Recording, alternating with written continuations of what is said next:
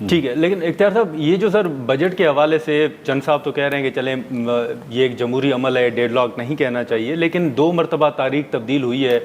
آپ کیا سمجھتے ہیں سر کہ این ایف سی کے حوالے سے، یا رانا ثناءاللہ صاحب کا حال ہی میں ایک بیان بھی تھا کہ کراچی میں جو بلدیاتی نظام ہے اس کو بہتر بنانا ہوگا، نہیں تو پھر انتظامی یونٹس بنانے ہوں گے. تو آپ کس طرح دیکھ رہے ہیں سر؟ آپ سمجھتے ہیں کہ واقعی کچھ سنجیدہ تحفظات پیپلز پارٹی کے ہیں، یا آپ سمجھتے ہیں کہ آنے والے دنوں میں یہ حل ہو جائے گا معاملہ؟ بسم اللہ الرحمن الرحیم. بہت شکریہ نادر بھائی. دیکھیں یہ جو اتحادی حکومت ہوتی ہے نا، اس میں مختلف الخیال، مختلف النظریہ لوگ اکٹھے ہوتے ہیں. ایک بات طے ہے کہ مطلب پیپلز پارٹی اپنی ترجیحات اور اپنی پرائرٹیز اور اپنی سجیشن اور ویژن کے ساتھ چلتی ہے.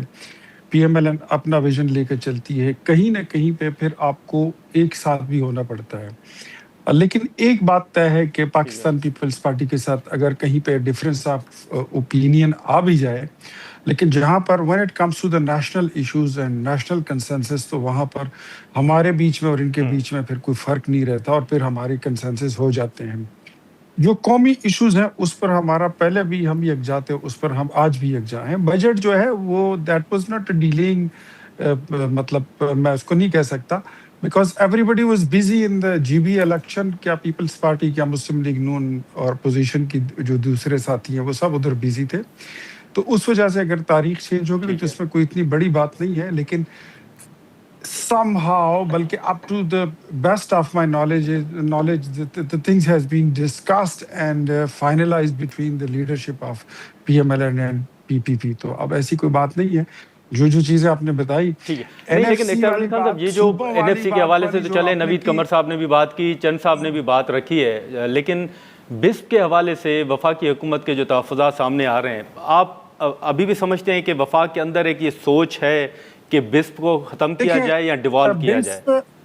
بسپ جو ہے بے نظیر انکم سپورٹ پروگرام، یہ شروع کیا تھا 2008 کی حکومت میں پاکستان پیپلز پارٹی میں.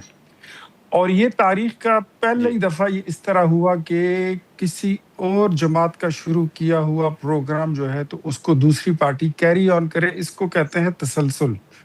ہم نے اس کو تسلسل دیا، اتنا تسلسل دیا کہ ہم نے اس کا نام بھی تبدیل نہیں کیا. لیکن جس مقصد کے لیے وہ بنایا گیا تھا اس پر کچھ تھوڑے بہت ہمارے تحفظات ہیں، جس کا اظہار ہم نے کیا کہ مطلب پاورٹی ایلیویشن اس میں مطلب ہونی تھی کہ غربت کی تخفیف کے لیے یہ پروگرام بنایا گیا تھا. اس کا کوئی خاطر خواہ نتائج نہیں نکل رہے. کچھ اس میں یہ بھی چیزیں ہیں کہ کچھ گوسٹ لوگ ہیں جو وہ پیسے وصول کرتے ہیں، کچھ ایسے لوگ ہیں جن کو نہیں ملنے چاہیے وہ بھی لے رہے ہیں پیسے.